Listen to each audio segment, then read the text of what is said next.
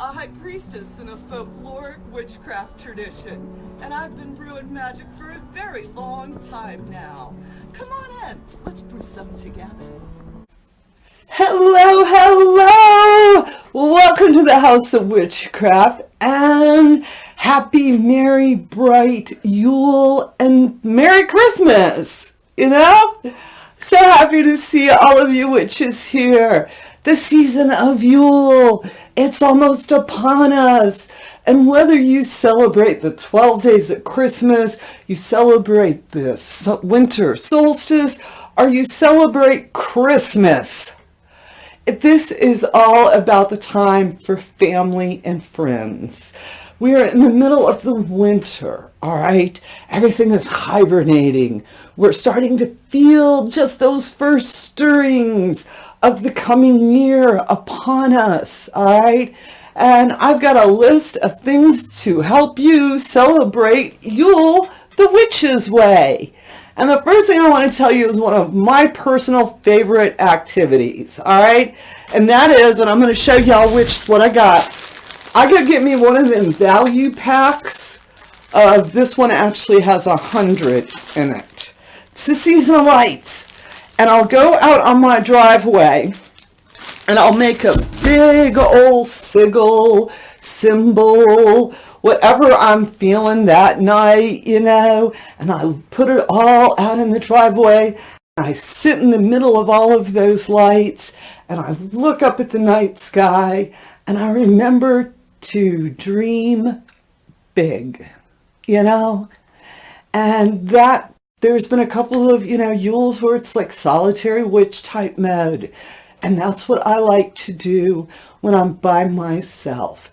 It's just completely light my space up, sit in the middle of it, and dream big for the coming year, And of course, safety, if you're going to use lights like that, witches. You know what I'm saying? All right, you can do something very similar if you've got a small space indoor, but please be mindful and careful. And as I was saying, we're going towards the coming light, that coming year, and to remember that life returns.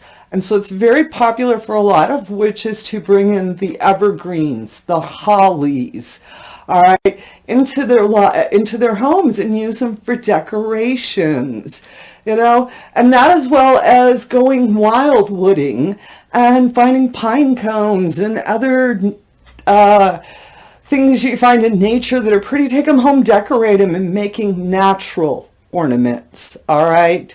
And we can have a lot of fun now. They have got some cool stuff that we can do. And on the lines of pine cones, another thing I know I used to do with my kids is we used to make the bird feeder pine cones, where you find a big pine cone, roll it in peanut butter, and then roll it in bird seed, and go hang it outside. One of the things you can do for Yule is go feed the birds, all right? It's back to the middle of winter, they're out there looking for the last little seeds of last year, waiting for the new seeds of the coming year. So hang out some bird feeders for them, And another thing I used to do with my kids, and which I even here at the cottage we like to do, is to take cinnamon and make cinnamon ornaments. There are several different recipes. There's all sorts of on this. I simply use Elmer's glue. Mix it up until you have a good sticky ball of cinnamon, and then you can roll it out, do cookie press, or you can also just make your little shapes. Put it in the oven, like 220 degrees for about an hour and a half, 2 hours. You don't want the oven too warm, but you want it warm enough to dry those ornaments out. And then hang those on your tree. And I have found that actually those ornaments will last for 3-4 years, all right? And let me get, I got a list right here. Let me get them on because I want to make sure I go through everything. I'm just sitting here going through it. I missed the big make a Yule log. All right. This is like one of the big things that we always do. Where, you can take a certain piece of wood. For some folks, it's very important that it is an oak log. All right, for others, it's just the log you happen to have, whatever. You decorate it up. You may want to drill places to put candles in it if you're able to.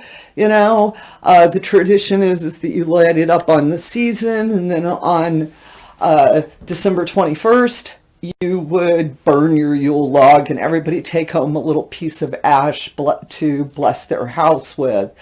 I have heard of other witchcraft traditions that keep the Yule log until May 1st for the balefires, when they throw it into there.